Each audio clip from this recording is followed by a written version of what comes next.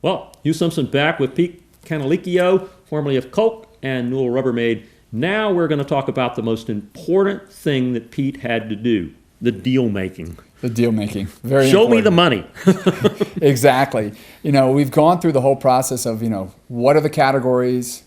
How do you choose to go to market? So via licensing, how do you find those prospective manufacturers? How do you vet them to make sure that they can actually do what they say they're going to do? Then defining the scope of the opportunity. Now we're at defining those deal terms and getting the contract done. And this is really where the rubber meets the road, right? The rubber meets the road. So, the things that are important, the key factors of any licensing contract are, for example, what's the royalty rate? Then another factor is, what's the length of the contract? What regions? What channels?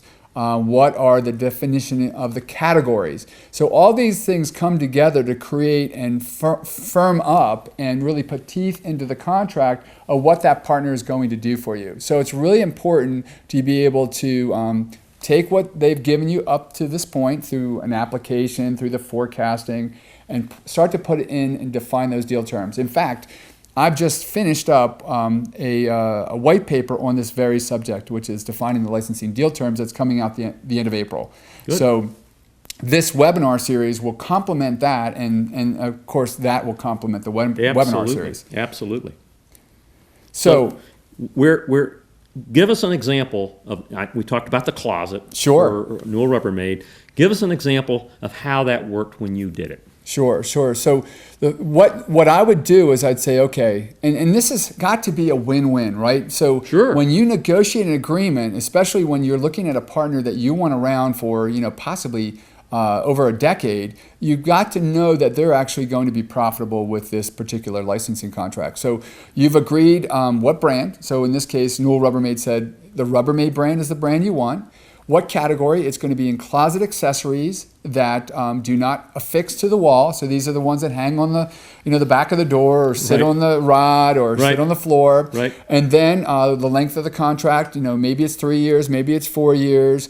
And then things like, okay, what's the royalty rate? So in the case of Rubbermaid, they're a top tier brand, so they might get 10%. They might even get a little bit more than that, depending on a couple of things: the strength of the brand in the particular marketplace and the profitability of the that particular category. So in closet accessories, is it a category that's very high profitable? In other words, over 50%, or is it very low profitability? And I'm talking about gross margin here of maybe 20%. So that's going to skew what royalty rate you're going to get. And then things like minimum guarantees. So what's a minimum guarantee? Well, if the manufacturer says, look, I'm going to produce $1 million worth of merchandise in year one, $2 million worth of merchandise in year two, and $3 million of merchandise in year three, wholesale, sell to the retailers, then if you got a 10% royalty, then that would equate to $100,000, $200,000, $300,000. Right.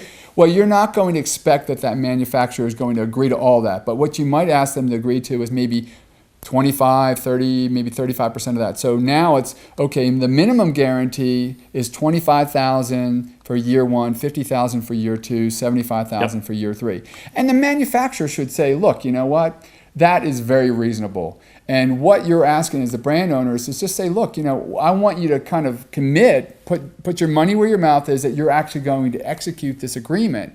So that's part of the plan. And then the other thing you might ask them is, let's make sure that you agree to a minimum number of sales. So if you say you're going to do $1 million, maybe you agree that a minimum sales of $500,000. That way, you're actually getting product in the marketplace. Because just getting the royalty check is not why you get into brand licensing. You go into brand licensing because you want to make sure the brand is in the product, on the categories, in those retailers that the consumer expects them to be in. Now, let's give an example where it's a product that's going into Walmart. Okay. And it's related to the Rubbermaid brand and whatever. Okay. Do you actually, and you're having a third party being involved in this, yes, do you actually call Walmart to make sure this company is really doing what they say they can do, and they've done it with Walmart? Do you vet right through Walmart to say, I want to talk to the person that's responsible for buying in this area, and I want to make sure you're for real? That is a great question, Hugh, and absolutely you do that. So as kind of the final piece before you sign that contract, you go and you check references. So Yeah. you'll go to the This buyers. time you really check the references, right? You really do. You talk to the buyers and you say, look, they say that they are best in class in this particular category. What do you have to say?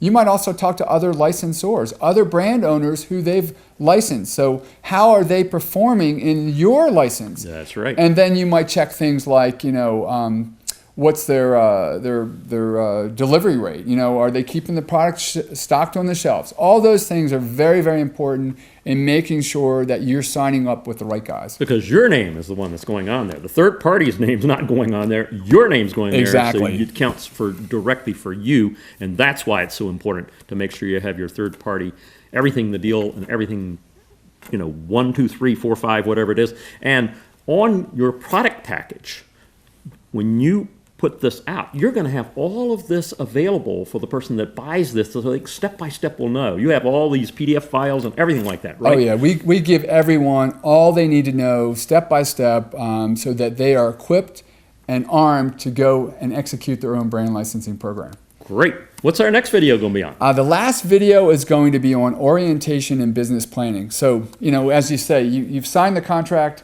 You're not finishing, you're just starting. And you want to make sure that your partners understand how they get approvals done, who are all the players, and that they have a plan to actually meet and exceed their goals. Great. Well, that'll be the final video. That will be the one that you definitely want to be watching.